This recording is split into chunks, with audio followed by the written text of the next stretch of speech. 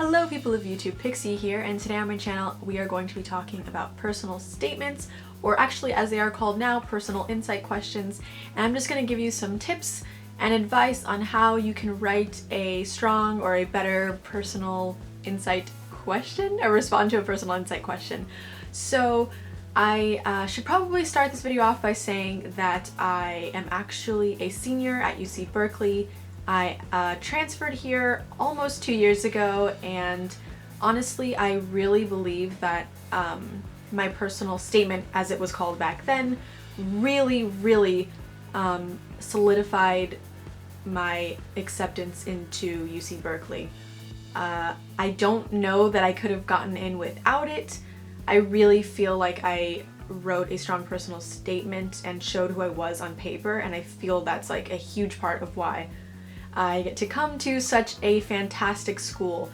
I also got into UCLA, UC Irvine, and UC Davis, and yeah. I got waitlisted at San Diego in case y'all are wondering.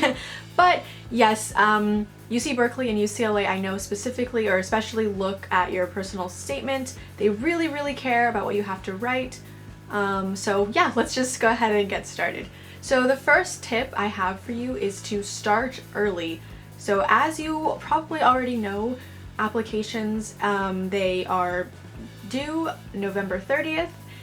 And actually I feel like I read somewhere that they extended the deadline for transfer students, but I will go look that up and include if that's true or not, maybe in the description.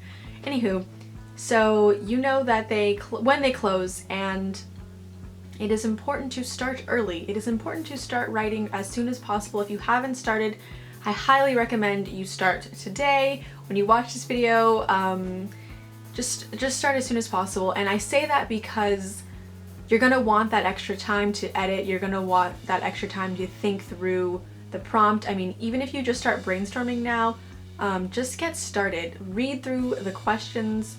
And just get started. It's gonna be okay, I promise. Do not procrastinate. This is not something you want to procrastinate on. This is not something you want to write in one night, or the night before it's due. This is not something that you would want to, you don't want to risk your acceptance to your dream school over procrastinating on this. So make this a priority and get started as soon as you can. Yeah. Okay, and the second piece of advice I have for you is to read carefully through all of the prompts. So if you are a transfer student, you are required to answer one question, and then you have to answer an additional 3 out of 7 questions. So read carefully through all of the additional 7 questions and make sure you get a feel for what the questions are actually asking. Make sure you understand what it is they want to know about you. I really recommend you go on their website and read through all of the questions and all of the kind of advice that they give you about each question or what they're looking for. Make sure you read through all of that, not just the questions. Read through their advice. They want to help you. They want to see you get into these schools. Okay, so tip 3 is to kind of along the lines of when you're reading through them, pick something that you want to write about. Don't write something that you're not interested in writing about, and don't assume that they would prefer to see another question. They give you a list of questions because they like all of those questions, and they want you to pick. So truly pick the one that you want to write about, the one that you know you're going to be able to have fun while writing it and have fun answering. They don't want a boring response that you don't want to answer. They don't want that. They want you to actually be happy about writing it, and it will show in your writing. Your mood will show in your writing, and I really just please pick something that you actually want to write about. Kind of along the same lines, the next tip I have for you is write in your own voice. Don't write a way that you think that they want to hear it. Literally just they want to hear you, so use your voice. And your voice is unique, and your voice sets you apart from other people. And write in your own words, your own voice. They want to hear that. They want to see what separates you from all the people who had the same GPA as you. And I feel like a lot of times people forget that the personal insight questions, personal statement, whatever you want to call it, is literally one of the main things that sets you apart from everybody else. Only you have lived your life, so only you can have your own personal statement. You know what I mean? You want it to be in your own voice. You want it to be a story that no one else can tell because they're not you and they can't tell that story, and they want to hear that. They want to see what sets you apart. They want to see what makes you unique. They want to see why they should have you at their school over someone else. So the next tip I have for you is, if you start to get stuck, if you start to get writer's block, that's totally fine. It's good that you probably started early so you can just take a break. Like, honestly, just take a break. If that's a 5-minute break, a 15-minute break, honestly, I would recommend like 15 or longer. Honestly, or even just take a break and like go to sleep.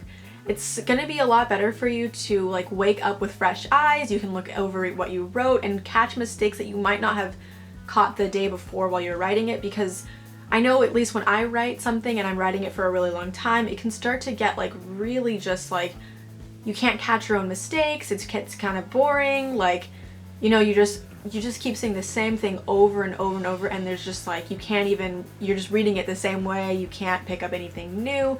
You have no fresh ideas anymore. So I like to take a break, or like wake up the next morning and then look at it then, because that sleep really just like helps me like restart my brain, recharge my brain, and like helps me write the next day. So I really recommend like taking a nap, going on a walk, just like doing something completely different, do like homework or watch TV, take a break, whatever you consider a break, or just do something different than like writing your personal statement.